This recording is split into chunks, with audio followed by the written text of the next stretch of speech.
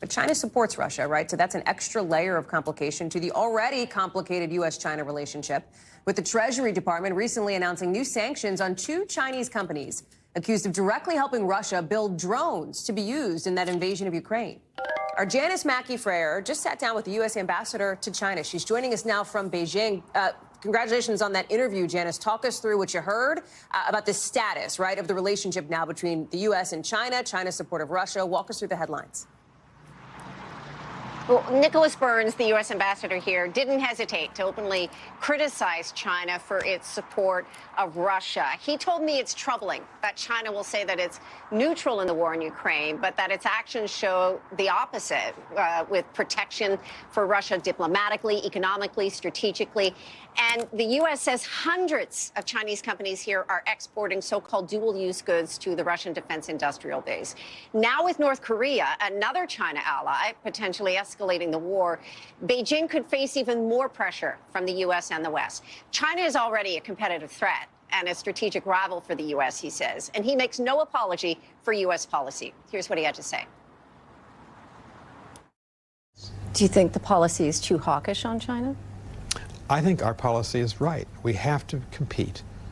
Whether you call it hawkish or not, we have to be clear-eyed by the dangers and the threat that the People's Republic of China poses to the United States, to our national security, whether it's in the Taiwan Strait or the South China Sea, whether it's on China's support for Russia. So it's a complicated relationship. It's a very challenging relationship, but it's without any question the most consequential relationship that we Americans have with any other country in the world.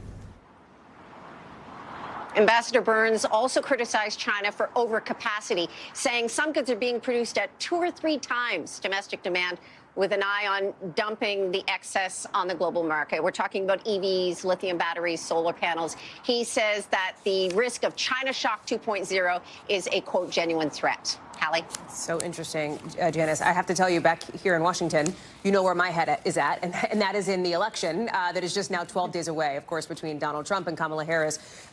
Give us sort of the vibe check from where you're standing in Beijing about what November 6th may look like here in the U.S.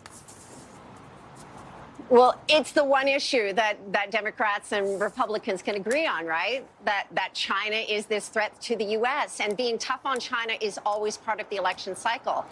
Look, Beijing is not going to say anything about the election to avoid being accused of interfering, but China's leadership is watching this so closely. The U.S.-China relationship is fragile right now. It's been a lot worse. There have been some improvements. There are official talks now resuming on some levels, but where there's a real disconnect, Hallie, is at the people-to-people level, the level that China's President Xi Jinping is held up as this real arena for cooperation. And this is where Ambassador Burns called out China. Listen to this. We do find a willingness to cooperate in some areas, but I'll give you an example where it's not happening. On 94 separate occasions in the last 11 months since the San Francisco summit last autumn, the government of China, the security services, have acted to actually impede our efforts here in our embassy in Beijing, in our consulates in China, to carry on basic programs trying to bring Chinese and American people together in a variety of ways: seminars, concerts, just meetings to discuss one issue or another. These are not official meetings between government officials, but between citizens of both of our countries. So, you really they can't have it both ways. You can't say you want to promote people-to-people contacts and then try to actively impede them. Hallie, when he talks about impeding, he had a grocery list of examples: harassing people, going to meetings, to shows, in one case, even cutting the electricity to an embassy event. And that in itself is revealing of the tripwires here. Remember, China broke off all communications after the balloon incident in February 2023.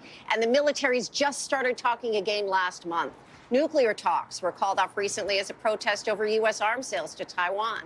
So the diplomatic lines between these two countries are so few these days, and China has shown how easily they can be cut.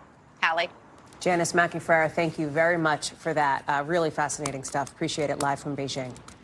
Thanks for watching. Stay updated about breaking news and top stories on the NBC News app or follow us on social media.